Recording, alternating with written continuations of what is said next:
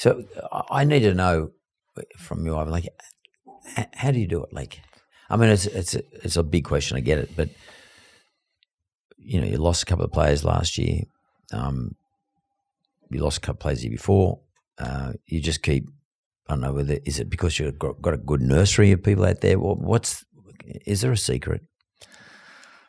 I mean, I know not that you're going to tell us a secret anyway. Well, if I knew one, I wouldn't tell you that. No, it's just a secret. What is it, mate? Yeah, well, I think we have a great club for starters. It's very well aligned from the very top, through management and the board and all our coaching staff all the way through the players, and that's easy to say, but it's harder to do, and that's probably our greatest strength as a club. So the systems we have in place are respected by everyone, and they're followed. We do have a great nursery of players as well. We have a good pathway system, but some of the players we have lost, you will never be able to replace them. If I mentioned guys like Viliami Kikau, Api Coruscant, Stephen Crichton, Spencer Leniu, and now Fish and Romy, you can't replace those guys like for like. I forgot about Kikau and Crichton. And there's Burton before that. It was Burton as well. Yeah, it's just been unbelievable. So many more. What we do have is we have an incredible leaders in our team, led by Nat and Zayo, and we still have a lot of talent in our team. But we each year these boys grow together. The chemistry of the ones that stay becomes stronger. And as I said, that we have good systems, good chemistry and good staff, and whoever comes in has seen, there's a legacy that these guys that leave, and it's easier for them to transition into the role. So it's a never-ending search to try and keep doing this, and we've got to do it again next year, and we haven't done it yet. So that's going to be the challenge that we just step into each and every day. We never live in the past, and to this point, it's working for us. But we also know that it could. If you don't keep your eye on the ball, it can change quickly. So, but are you always? I mean, you know the roster. Obviously, you know the roster. You know the salary cap. You know what you can and can't fit. You know who's coming for renewal, etc. Do you actually sit back and plan with the team, or is it Ivan Cleary does it? Like, look, we've got a kid who's in 17. He's looking pretty good. He's in the New South Wales Origin team or Queensland Origin team, wherever it is. He's coming through the process. He is a good marker to replace Isaiah when he leaves and retires. We there's definitely that sort of stuff going on. It just sometimes it depends because it comes a bit quicker than you think. We never really wanted anticipated guys like Stephen Crichton and Spencer Leniu to leave, but once they get, we've been fortunate enough to we've basically had a year to at least try and plan for those guys, and they've all stayed that extra year and played really well. But we're always, in the background, just trying to bring players through. We got lucky this year. We got Paul Alamonte from the Bulldogs, and I think he went over and above what we ever thought he was going to do, and he ended up starring in the grand final for us. So sometimes you get a bit of luck, and they just, they fit better than you think. Or the fact that we were able to sign him was a shock to me that he was even available. So that, I guess, and that's, I guess, one thing about, success, all of a sudden you get players who want to come to your club, whereas, trust me, when I first got to Penrith 12 years ago, that wasn't the case. So. You had one young fella there. But someone like Alamonte, for example, do you, when he comes across, do you sort of look at him, look at his videos of his previous games and sort of say, okay, I can improve you by doing these things? Or is it just he improves by virtue of being in a side like this? It depends. I mean, for Paul Alamonte, Paul was he's only 20 now, so he's 19 years old, a star as a junior.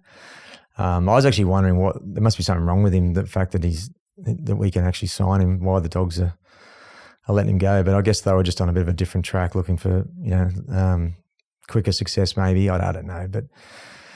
So I met him. I thought, it's just one. He's got to fit. He's got to fit character-wise. So I think that's really important. Well, what does that mean then? We want to get good characters, people who are going to fit our values, and not just good players, but good people. They're going to train hard. They're going be able to play the way we like to. So you got to be fit enough and all that kind of stuff. But do you actually set out a set of values for the club, for the football team? Well, I originally set the culture, but the players have set the values. Yeah, but they actually write them down somewhere. So respect, all of a series of virtues. Yeah. I thought it was important that the players came up, and we do it each and every year. We'll revisit them and see if we have to adjust them or whatever. And then when someone comes in, like a new player comes into the club, would you sort of sit them down and say, meet the senior members of the team, and who takes us through these values? Look, dude, this is what we expect. How do you play the game? Like, yeah, it's not as formal as that, but it's definitely, they find out pretty quick what's required. Yeah, and that's again we have an amazing staff, but the players themselves, we have an incredible leadership group in our team. I've never seen anything like it. I've been lucky enough to be involved in anything like it. A lot of them have come through together, so that helps. And obviously, the more experience, the bigger the games, all of a sudden there's evidence that this stuff works, and I think that that helps as well. I'm obviously watching the game, and the energy and the momentum that comes with energy, especially in the second part of the second half on the weekend, it just looked like Penrith was 10 years younger. And I don't mean that in a bad way. I just mean that you guys look like younger, keener, more enthusiastic. I guess when Melbourne's try was just deflated them a bit, but you knew how to take advantage of that. You knew how to sort of keep the momentum. That's you on the field. I mean, Ivan's up there in the box sort of sending instructions out, but do you know immediately it's time to get on top? We better take advantage of this? Yeah, usually. I think it's more like, you're right, it's just like a feel thing. It's probably not something that we speak about too often on the field, but particularly people in the spine, the leaders sort of accelerate and go towards that. I think that's something that we've been quite lucky to have over these last few years, is it sort of feels like we've got gears in us that we can... That's what it looked like to me. Yeah. You could go another gear and probably had one or two in you. Yeah, and that's the thing. It's probably been a bit frustrating this year that like we've always sort of just been like hanging in games, and then once we get pushed, then we retaliate. We're like, all right, now we'll go up a gear. We haven't really blown away teams this year. Yes, you did. You in the first preliminary semi against the Roosters. That was the best game you guys have had for a long time. We knew we needed to get to a new level. I couldn't believe it. Your last game of Blue Bet, I was out there.